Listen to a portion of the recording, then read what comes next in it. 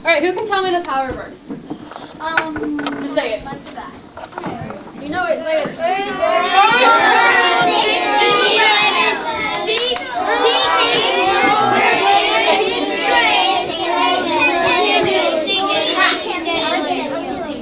Yeah, something like that. Seek the Lord and His strength. Seek His face continually. I think you guys got pretty much about that. All right, so I'm going to tell you guys a story. And it's a story about the super strong dude. Can you guys show me your biggest strong? Yeah, that wasn't very strong. You guys aren't feeling it. And he's super strong.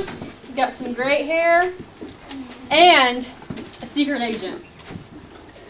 Managers are super strong. What? Managers are that strong. Yeah. Okay, so does anyone know who this super strong dude is with some great hair? You know, maybe in the Bible? Jesus. Not Jesus, before Jesus. Samson. Yeah, I heard it. Good job. And Sam. Yeah, we're going to talk about Samson. Okay, so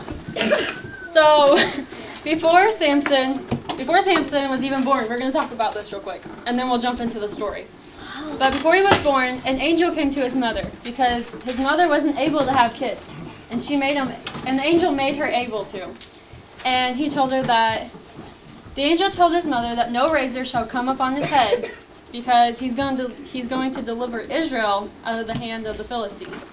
So God had a plan for Samson even before he was born. All right, so now later, after he's all grown up, Samson traveled to Gaza, and he spent the night at a lady's house. And when the Gazites found out that he was there, they all surrounded him because the Gazites were his enemy, so they wanted to kill Samson. So they all gathered around to wait for him to come out. And Samson knew this. He was pretty smart. So instead of waiting until morning, he just snuck out at midnight, and so they couldn't see him. And he snuck away and he got away. And then later on, in the same town, he loved a woman named Delilah. And when the lords of the Philistines found out about this, they went to Delilah and they're like, hey, listen, he's the enemy. We want to kill him. So, can you find out what makes him so strong? Why is he so strong, and how can we defeat him? They're like, well, we'll even give you 1,100 pieces of silver. And so she agreed. She's like, okay, sure. I'll find out. And this is where she turned into the secret agent. And so one day they're hanging out, him and Delilah. She's like, please, tell me where your strength comes from. So he's like, okay, if they bind me with 7 flesh bowstrings, not dried, I will become weak like any other man. So she calls up the lords of the Philistines, and she's like, hey, listen, he told me. So come over here and bring me 7 bowstrings. And they did, and they bound him up. So then her, acting all innocent, wakes him up. Samson, Samson, the Philistines are upon you. And he breaks free. That didn't take his strength away. And Delilah says, look, you lied to me. So just tell me where your strength comes from. So he's like, okay. If they bind me securely with new ropes that have not been used, then I'll become like any other man. So she calls up the Lord of the Philistines again. She says, hey, listen, he told me. So come over here and bring me some ropes, and we'll bound him up. So they did. And she's like, and again, acting all innocent, like she didn't just tell. She goes, Samson, wake up. The Philistines are on you. They're going to get you. And so he wakes up, and he breaks free. He breaks the ropes like thread, like they were nothing. So Delilah says, okay, you lied to me again. Just tell me what takes your power away. What makes you so strong? And he says, all right, if you weave the 7 locks of my hair, because he has long hair, lots of it, because he can't cut it, because his hair is what gives him his strength, but she doesn't know that, and she's trying to find out. So if we weave 7 locks of my hair into the web of a loom, which a loom, can you show that picture? A loom is what they use to make thread out of. Can you turn that front side real quick? So you see? That's a loom. They weave his hair all in that huge thing. Okay, you turn it back on.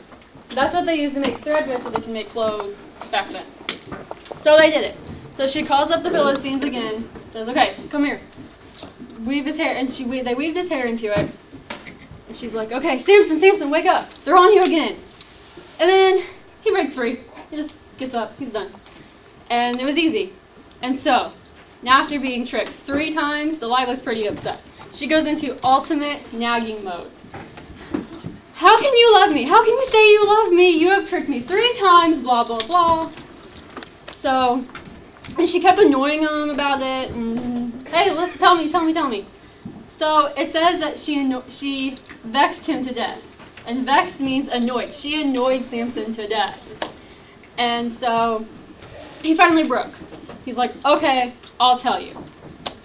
And he tells her that, he says, no razor has ever come upon my head, for I have been a Nazarite to God from my mother's womb.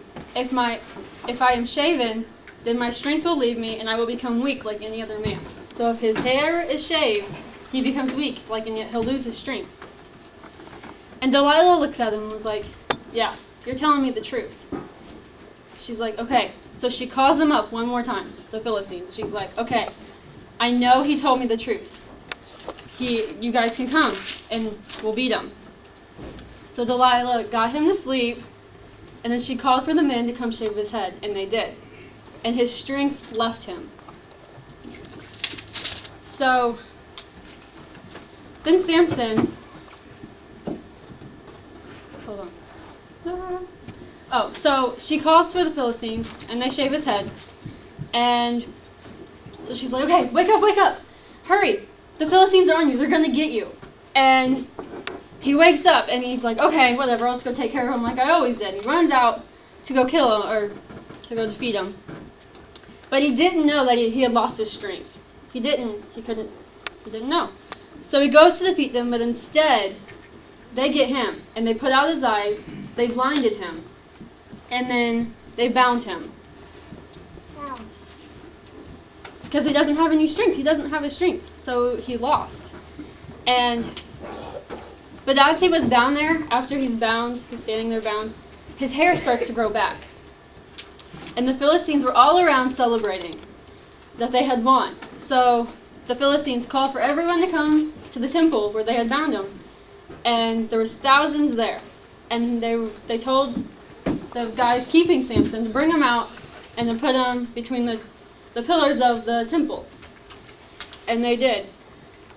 And there were thousands around. And then so Samson was brought out to the pillars, and he says, and the guy holding on to him, keeping him, he tells the guy, let me just touch the pillars, just so I can feel them, so I can lean on them. And there were thousands of people all around, and so he did. He let him touch them. Then Samson called out to the Lord, saying, O Lord God, remember me, I pray. Strengthen me, I pray, just this once, O God, that I may with one blow take vengeance on the Philistines for my 2 eyes. And so Samson took hold of the 2 middle pillars, and these 2 middle pillars weren't just little things that hold up the ceiling. It held up the entire huge temple. He took them, and God gave him his strength back one last time. And he pulls down the pillars, and the temple crashes down. And he defeats the Philistines. He takes them all out right there. And Samson died with them, but he gave his life in sacrifice for God to defeat all these. And that is why Samson was even put on this earth. He was put on here to defeat the Philistines, he was given strength so that he could defeat the Philistines. And even though it looked like Samson had lost, he cried out for help and strength in his last moments. Even though he told a secret about his hair, that he wasn't supposed to have it shaved, and it looked like he had failed God, But God still had everything under control. He still turned that into something good. So, what is our power verse again? First Chronicles 16:11. Seek the Lord and His strength. Seek His face continually. Good job, guys. Yeah. So, no matter what's going on, if it's good or it's bad, no matter what you're going through, we all have to remember to seek God and cry out for His strength, no matter what. No matter if it's a good or it's bad, we still have to seek God. And God is there, and He always is. He's just waiting for us to cry out. All right. That's a great story, wasn't it? You know what's cool about the Bible? Every single story that you read is real. It's a true story. Actually happened. When I read some of the stories in the Bible and you think, man, that actually happened. People lived through this stuff and they endured through that. To think that somebody like Samson could endure what he did. He gave his life to kill all of those Philistines. But he actually won in the end because he did something courageous. He did something absolutely amazing. He cared more about everyone else than what he did himself. He cared about what was right. How many of you here care about something that's right? You know, today I heard every single one of you almost in here hollering at Harry, telling him not to take the job. Why did you do that? Because it was the devil. Did you know it was the devil at first? Yeah. But the more clues we got, the more. The more clues you got, the more you realized it, huh? But even before there was even any clues, I heard everyone hollering, don't take the job, don't take the job. Why? Because you don't want anything to interfere with your relationship with God. You know, and we all know that Harry's been pretty weak here lately. All Harry's wanted to do is get back into acting. You know, you're going to face a lot of situations in your life, kind of like Harry. There's going to be some things that you'd really, really like to do. But if you don't make the decision to cry out to God and ask Him to help you and give you strength to stand in the face of the enemy like that, what will you do? Samson should have sought the face of the Lord, right? Long before he ever got hooked up with Delilah. Delilah was a tease. She was a taunt. She did everything she could to try to destroy him and to break him down. But God is good enough. His grace is sufficient. Even when Samson made the mistake and did what he shouldn't have done. See, he knew what Delilah was up to in the very beginning. Otherwise, he wouldn't have been lying to her, right? He would have never lied to her in the first place if he didn't suspect that she was up to something. But never one time in that whole entire story did you hear Samson fell on his face and cried out to God, tell me, is Delilah a good woman? Tell me, Lord, should I listen to Delilah? Should I spend time with Delilah? You know, you might have some friends, maybe they're not trying to take your physical strength. Or maybe you've got some friends at school that's trying to take your spiritual strength. Maybe you haven't prayed about what you should do about these people. Should you just blow them all off and act like they never happened? No. But maybe we shouldn't be spending quite as much time with people who are trying to destroy us and drag us down. Was Delilah's intention to drag him down? Yes, from the very get-go. Why? Because of money. If money wouldn't have been involved, do you think she would have ever done that? No. See, she was just as tempted as he was. She was tempted by money, and he was tempted by this beautiful woman who he really, really liked. And sometimes the people who you really, really like, even though you know they're not doing what's right, sometimes you're tempted to do what they ask you to do because you really like them. And eventually, after saying no over and over and over again, finally one day Samson caved. You ever had a friend, you don't have to answer this out loud because only God needs to know between you and him. You ever had a friend that's asked you to do something you knew it wasn't right and you kept telling them no over and over and over again, and one day finally just to kind of shut them up, and probably because you've been beaten down so emotionally by it, you're just like, okay, fine, whatever. And you cave in and you do the thing that you wasn't supposed to do. The thing that maybe your mom and dad said, I don't want you to go here. Maybe your mom and dad said, I don't want you to say that word. Maybe your mom and dad said, I don't want you to do this. I don't want you to watch this on TV. And they're like, oh, this ain't going to hurt. It's not a big deal. And they blah, blah, blah, blah, blah. And they finally eventually wear you down. And no matter how many times you say no, you eventually cave in and say yes. Without raising your hand, without answering out loud. Is there anybody in here that can say in their mind or in their heart, yep, that's me. I've done that. You see, we're really no different than Samson. It'd be easy to stand right here in church right now and go, well, I don't know why Samson would ever do anything like that. When in all actuality, maybe you haven't got your eyes gouged out, but maybe your spiritual eyes have been gouged out a little bit. Maybe the devil has sent a friend along, somebody who you really think a lot of, and has gouged out your spiritual eyes where you can't see that what you're doing is wrong. But the Bible says that if you'll seek God's face continually, if you seek His face continually, you'll know His will. You'll know His heartbeat. See, God will forgive you. Don't let me preach that too hard that God won't forgive, because He'll forgive you. But what would be better? Would it have been better for Samson to never endured that situation at all, never got his eyes gouged out? Yeah, God responded to him. He gave him his strength back, but Samson died in the process as he killed more Philistines with his death than he ever did in his entire lifetime. He made a win for his country that was uncomparable. But what if he would have never fell for Delilah's trap? What if you'd never fall for the traps that the enemy throws out for you? Was Delilah a pawn of Satan?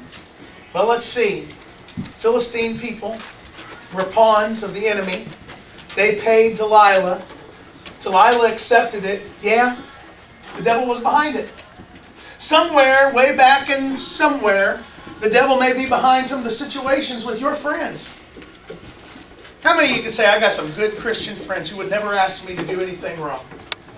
How many of you got some friends that are not good Christian friends that try to get you to do wrong stuff all the time?